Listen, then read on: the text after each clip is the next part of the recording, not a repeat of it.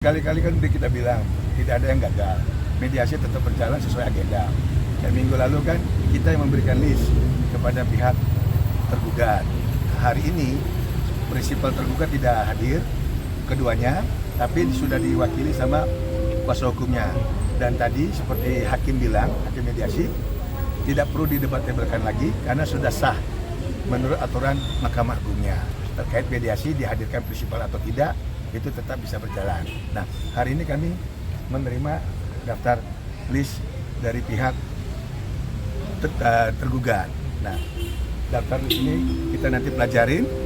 Yang intinya adalah kita sudah sepakat sidang mediasi selesai untuk hari ini dan akan melanjutkan kepada sidang untuk dibacakan gugatan materi, pokok materi yang memang apa sih masalahnya sehingga masuk gugatan di PN Jakarta Selatan dengan nomor perkara 838. Itu kapan, Pak?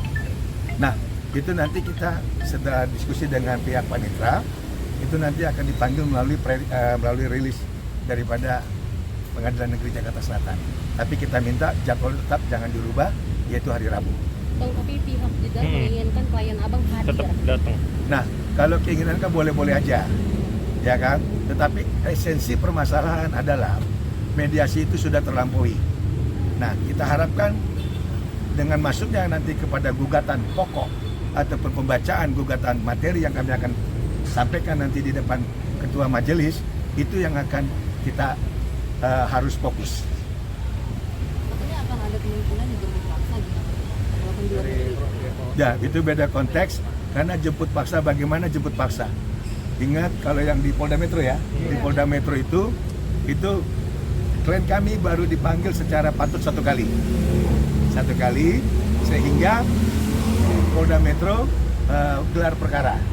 Mungkin karena tekanan dari netizen, mungkin pemberitanya terlalu banyak, dipikir polisi tidak bekerja. Buktinya polisi Republik Indonesia, terutama Polda Metro Jaya, sudah sangat bekerja profesional. Dari lidik berubah menjadi sidik. Nah, terkait jemput paksa itu masih langit dan bumi, masih jauh sekali. Panggilan pertama saja di lidik itu cuma satu kali. Nah, di sidik baru dipanggil satu kali.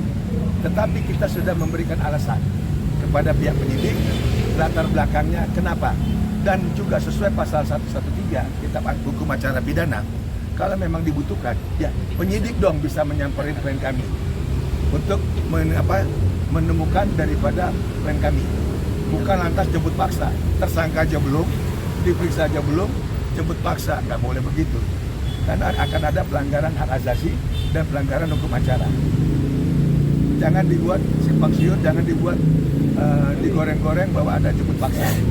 Karena klien kami ini murni bisnis, bukan terkait teroris, narkoba, atau pembunuhan. Itu pun masih debatable. Apakah benar adanya temuan pidana atau tidak? Bang, berarti yang diharapkan oleh Stephen dari klien abang, yang abang minta persyaratan itu gagal ya bang? Karena Gagal. tadi dibilang Jeddah dan Vincent tidak mau memenuhi syarat kalau sampai tidak datang misalnya. Ya, itu kan alasan. Sebenarnya kalau memang mereka ingin baik-baik, ingin uangnya betul-betul bisa bicara utuh, kan bisa dibicarakan tanpa ada laporan polisi. Itu loh. Tapi kalau sudah laporin ke polisi, kami menghormati pelapor, tapi kan pelapor dalam hal ini bukan yang bersangkutan, tapi dikuasakan kepada kuasa hukum yang lama, yang berinisial J, dari kantor hukum yang terkenal di Jakarta. Bang, klien abang kan juga sempat bilang mau memfasilitasi pertemuan ya bang, tapi kayaknya Jeddah malah memilih untuk entah berliburan atau Nah itu makanya kami sangat sayangkan. Dia kan selalu bercerita dia nggak bisa sana sini karena anak, nggak bisa apa-apa. Tapi kok bisa liburan? Kalau memang dia ingin menyelesaikan langsung dengan klien kami, dan kami fasilitasi, kami siapin tiketnya, akomodasi dan seterusnya agar jumpa dengan klien kami. Dan klien kami kan bilang tahun depan dia akan kembali ke Indonesia. jadi ada kemungkinan nanti akan bertemu gitu ya bang? Nah, kalau sudah kan dari lidik ke sidik, ya berarti udah nggak lagi pertemuan. Untuk apa ada pertemuan? Ya, kita buktikan aja di pengadilan. Kami buktikan di pengadilan keperdataannya dari pihak mereka. Silakan buktikan laporan mereka di Polda Metro dan mudah-mudahan cepat bisa P21. Saya bersyukur banget kalau memang bisa jadi tersangka. Karena dengan tersangka saya akan siapkan juga langkah berikutnya. Kita nggak akan mundur. Kan ada tahapan-tahapan. Karena biar ada jelas masyarakat biar bisa belajar. Kalau dia jadi korban, bagaimana cara melapor yang baik. Kalau memang dia sebagai korban, dia harus membawa bukti-bukti yang benar. Bukan dalam bentuk bidang usaha, bukan dalam bentuk yang lain. Harus membawa bukti dengan saksi minimal 2. Supaya hukum acara di pasal 184 itu terpenuhi. Bukan dengan kuasa hukum, bukan diwakilkan. Kalau Dumas boleh, tapi laporan polisi tidak boleh. Karena itu harus yang bersangkutan menerangkan di depan polisi bagaimana kejadiannya sehingga SPKT itu menerima. Itu menerima. Nah, ini yang kita bingung, di SPKT diterima, tapi pelapornya bukan yang bersangkutan. Jadi kami ada dugaan laporan palsu. Karena pengacara sifatnya pasif, bukan aktif. Cukup mendampingi. Kalau dia sebagai pelapor, nah ini kami tanya, maksud tujuan dia ngelaporin klien kami apa? Bukan jadi langsung. Ngapain dia ngelaporin klien kami? Dan bahkan klien kami sudah keberatan dan sudah membuat nota keberatan bahwa dia tidak kenal dengan pelapor. Karena di dalam laporan dari lidik ke sidik itu pelapornya adalah Sujat Miko. Tidak ada nama Jessica Iskandar, apalagi nama Vincent, tidak ada. Bang, kata Bang itu laporan di Polda ya Bang? Di Polda. Dan mobil itu cuma 2. Dan itu pun atas nama CV yang Morris, yang satunya lagi Jessica. Tapi yang nama Jessica, barang itu kan diambil di Polda Bali, di rumahnya Jessica, bukan dalam penguasaan klien kami. Berarti lokusnya ditemukan di wilayah hukum Bali, bukan wilayah hukum Jakarta. Nah ini supaya tidak dua wilayah hukum memeriksa dengan satu objek yang sama. Itu nisbiin idem.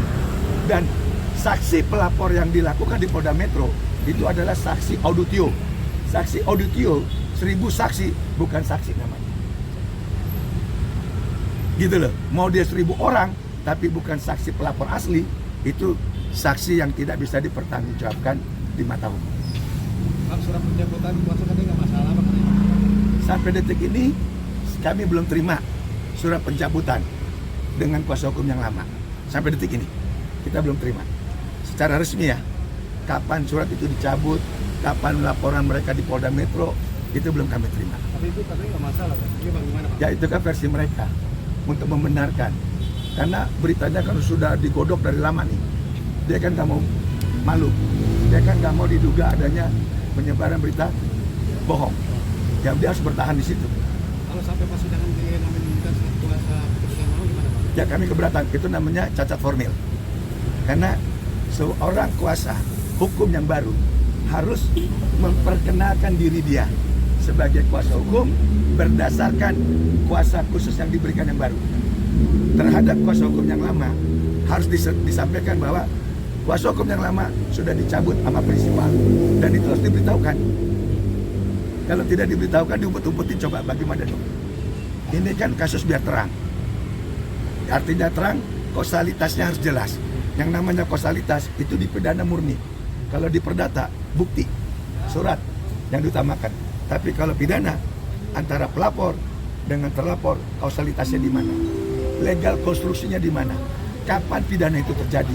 Hubungan hukumnya apa antara pelapor dengan terlapor? Di mana itu terjadi? Modusnya gimana? Caranya bagaimana?